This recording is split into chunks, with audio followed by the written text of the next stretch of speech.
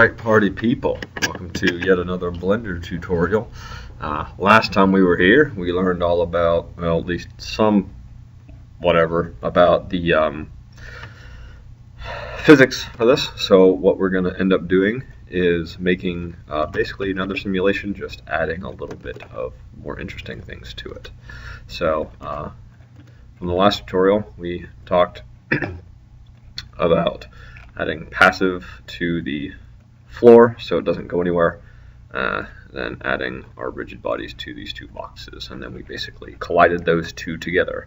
So instead of doing that, we're going to fracture these and then have them run into each other.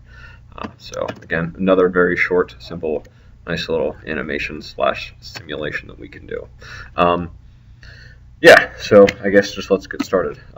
It'll be very important to follow the next steps pretty religiously, however you want to look at that, because we need there's no easy way, at least that I've been able to find, to make it so that the keyframes get set up correctly, other than doing it this way. So we'll obviously want to make it animated and make it animated, and then we'll want to move it and sort of kind of make it on any frame that you really want, and deactivate the animation. Same thing with this one, and on frame 40, deactivate the animation. So we should have these two going animate. They're still animated, and then they turn off the animation.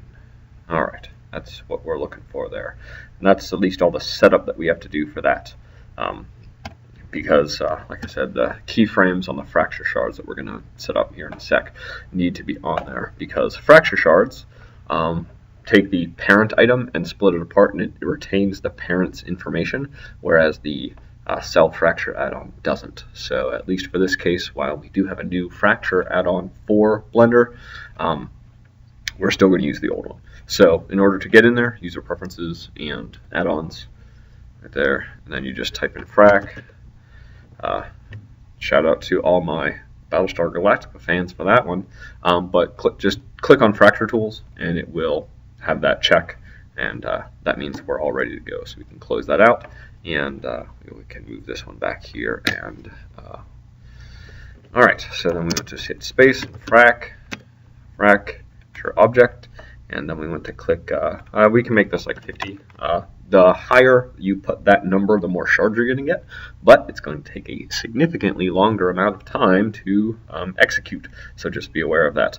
In a video I made recently, I did like 1,000 shards, and it took probably 30 to 40 seconds to get that all done, but this should actually be pretty quick, as we saw. Yeah, that was. So that's our piece right there. They're all kind of broken up. And the same thing with this one. We need to hit space again and fracture object, so we sort of reset all that stuff, and it will have executed. And so we have two objects that have all that information with our animated check on all of those things. We can check that by just sort of clicking around and seeing, yeah, all those are animated. So we can then take this and move it over here and hit I, location rotation, since we're on frame 0, and the same thing with this one. Grab that, I, location rotation, and we want to pass it by the 40 mark, and as you can see, that did something very, very strange, right? It said, okay, everybody, since we're all non-animated now, we want to basically react against the physics that is currently applied to it.